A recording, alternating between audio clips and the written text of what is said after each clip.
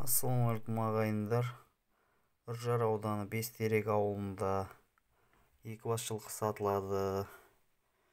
Мынау біріншісі еркек 3 жасар. Екеуі де негізі 90 күн жемде байланған. Мынау 2 жасар тоже еркек.